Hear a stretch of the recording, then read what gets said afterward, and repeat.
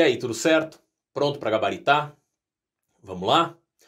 A gente encerrou a outra aula discutindo que a liberdade de expressão é um tema muito amplo, muito complexo de ser debatido, né? Porque a gente precisa delimitar o que é correto, o que não é correto, e esse acaba sendo sempre um tema muito subjetivo. No caso da ditadura, por exemplo, temos um presidente, o primeiro, que por muito tempo foi visto como o mais simpático à democracia, que via a ditadura como algo distante, que poderia devolver o poder ao povo. Castelo Branco foi o primeiro presidente da ditadura e foi também o primeiro a ampliar a censura no Brasil. Sua lei de imprensa pretendia regular a liberdade de manifestação e pensamento e permitia a censura de tudo aquilo que representasse uma ameaça à ordem pública. A mesma lei também dizia que a televisão, jornais e rádios, bem como música, cinema, teatro, estavam sujeitos à censura na forma da lei. Claro que isso não se compara à perda de direitos do AI-5, mas em termos de censura, mesmo após o fim do AI-5, a censura permanecia.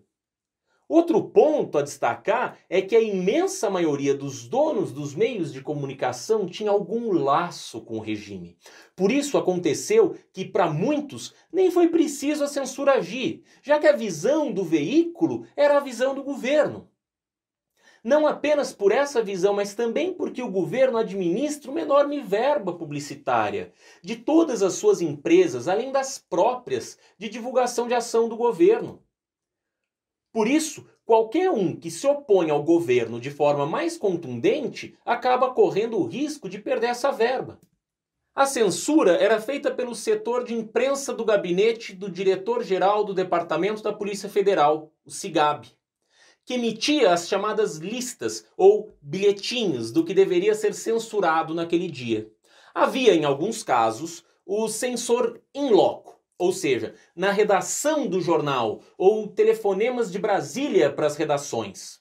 Importante lembrar que frequentemente os grandes meios de comunicação fizeram adesão ao regime, então não é preciso dizer que eles não eram defensores da liberdade e de uma visão mais democrática de mundo. Podemos citar aqui exemplos de jornais mais combativos, como a Folha da Tarde, o Pasquim, o Opinião e em algum momento o Estado de São Paulo. Mas muitos outros, além de autocensura, contribuíram para a construção de uma visão de mundo favorável ao sistema. O que é público também é o prazer do ministro Armando Falcão em censurar. Ele foi ministro de Ernesto Geisel. A censura da imprensa era diferente da censura das diversões públicas, tanto assim que a censura dos jornais era feita de maneira clandestina, por meio daquela lei do Castelo Branco, mas que por ser vaga não podia se apontar facilmente o que era censura. Por isso, temos dois departamentos, inclusive, o que permitiu ao governo negar a censura à imprensa, ainda que reconhecesse a censura às diversões públicas.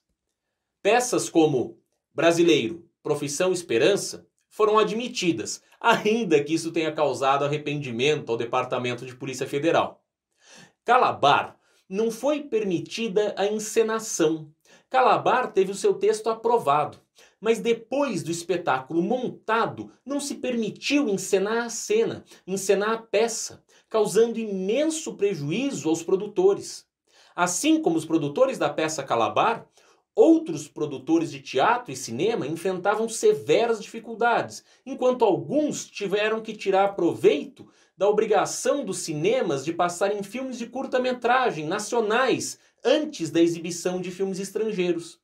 Esses curtas eram tidos como de utilidade pública, defensores da moral e dos valores brasileiros. Também a televisão passou por censura.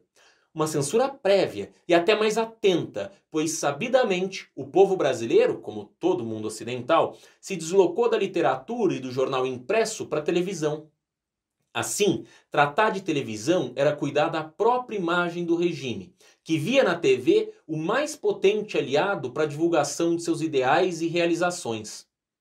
Tanto assim que apenas 3 dias depois da posse de Médici em Brasília, ou seja, em 2 de novembro de 1969, 2 coronéis foram convocados pelo presidente para a definição das diretrizes da maior campanha de propaganda que o governo faria. Otávio Costa e Toledo Camargo são responsáveis pela AERP, Assessoria Especial de Relações Públicas. Essa assessoria já existia desde 68, mas não vinha tendo muito sucesso, nem função muito clara. Por isso, ao serem convocados, os dois decidiram conversar com o Estado-Maior para tirar as diretrizes do que deveria ser feito e, principalmente, como deveria ser feito. Aí vem a construção do seguinte. Primeiro, vamos evitar as palavras censura e propaganda oficial do governo. Isso não pode aparecer, ainda que a AERP se dedique justamente à propaganda oficial do governo. A comunicação social do governo, expressão preferida pelo ditador, deveria ser voltada a motivar a vontade coletiva para o esforço nacional do desenvolvimento, mobilizar a juventude, fortalecer o caráter nacional, estimular o amor à pátria, além de atenuar as divergências da imagem do país no exterior, ou seja, negar o fato de que o Brasil era visto no exterior como uma ditadura pobre.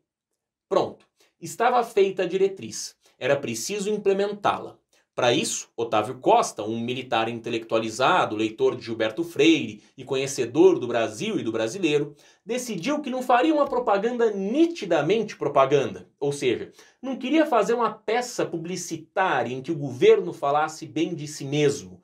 Queria fazer uma peça publicitária em que o governo conclamasse a todos a possuírem valores comuns, e, sobretudo, um sentimento de otimismo e participação na construção de um país melhor.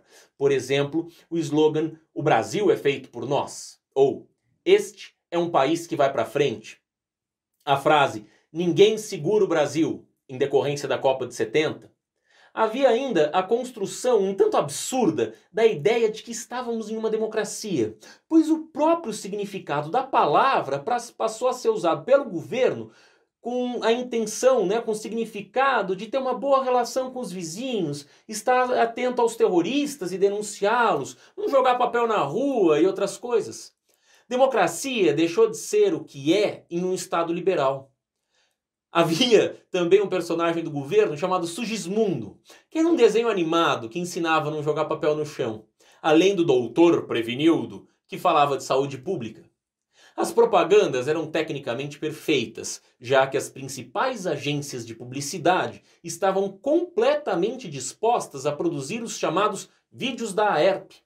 E esses vídeos passaram a ser referência para propaganda institucional de empresas e mesmo de produtos. Ou seja, rapidamente, o que era e o que não era do governo se confundia diante dos olhos dos telespectadores, que assistiam a uma televisão censurada, liam jornais censurados, ouviam música, teatro e até circo também censurados. Somando todos esses processos, fica nítida a consequente lavagem cerebral e guerra psicológica que, embora não fosse coordenada pela AERP, fazia com que suas lideranças tivessem sempre que se justificar sobre o que estava sendo feito com o povo brasileiro, ao não permitir que eles vissem que o Brasil era o Brasil, como o Brasil era visto pelo exterior, ou seja, um país subdesenvolvido, afundado em dívidas e governado por um ditador. Mas agora vamos fazer um exercício. De que maneira que isso aparece no vestibular? Presta atenção, é uma questão da Unicamp de 2018. No Brasil, pós-ditadura, a disputa pela memória foi marcada pela publicação do projeto Brasil Nunca Mais, o BNM, em 1985. Pode-se dizer que se trata de um ato fundacional na construção da memória social sobre os crimes da ditadura, o qual favoreceu a constituição de uma consciência coletiva acerca da política repressiva do período e do status dos sobreviventes. Adaptado de Janaína de Almeida Teles, a Constituição das Memórias sobre a Repressão da Ditadura, o projeto Brasil Nunca Mais e a abertura da Vala de Perus. Vala de Perus. Vala de Perus é uma vala comum, onde eram jogados corpos de guerrilheiros, ou de pessoas que a ditadura queria se livrar. Então matava o sujeito, sumia, o tal do desaparecido. Quem que é o desaparecido? Abria o IPM, investigava a pessoa, prendia a pessoa, interrogava, né? Muitas vezes a pessoa morria no interrogatório, muitas vezes a pessoa era eliminada, e aí o que eu faço com o cadáver? Jogo na rua? Não posso, vão achar a pessoa morta, vão querer investigar quem matou. Então o que eu faço? Jogo numa vala comum e enterro e pronto, acabou. Tudo bem? Então essa é a vala de Perus. É uma das valas que a gente tem conhecimento. Tudo bem? A vala de Perus. Estavam até o começo de 2019 fazendo um trabalho importantíssimo de identificação de quem são as pessoas enterradas em Perus. Mas desde 2019 não se faz mais esse trabalho. Então a gente tem uma vala comum com um monte de gente enterrada ali que o governo brasileiro não tem o menor interesse em saber quem eram aquelas pessoas. Tudo bem? Bom, explique 2 objetivos do projeto Brasil Nunca Mais. Posso responder? Não posso, né? Você já é aluno nosso, você já é aluno Gabarita faz tempo. Você já sabe que você não pode responder a A sem ler a B, né? Por quais razões a autora considera o projeto Brasil Nunca Mais um ato fundacional? Bom, 2 objetivos: produzir a memória, né? Produzir uma memória do significado, né, da ditadura, da resistência e também resgatar o status dos guerrilheiros. Né? Então são 2 objetivos que a gente pode descrever um pouquinho melhor, mas os objetivos são pelo menos esses 2, tá certo? E item B, por quais razões a autora considera uma marca, né, fundacional? Porque logo em 1985 se funda esse movimento, né, esse movimento que tem por objetivo mudar o olhar que a gente tinha em relação ao passado, né? Olhar a contrapelo, contra a verdade construída anteriormente, né? Então, por que considera um projeto fundacional? Porque é reestudar, olhar de novo para aquele passado, olhar de novo para como as coisas eram, olhar de novo para as supostas verdades que tinham sido construídas até ali. Tá certo? Um abraço, até mais.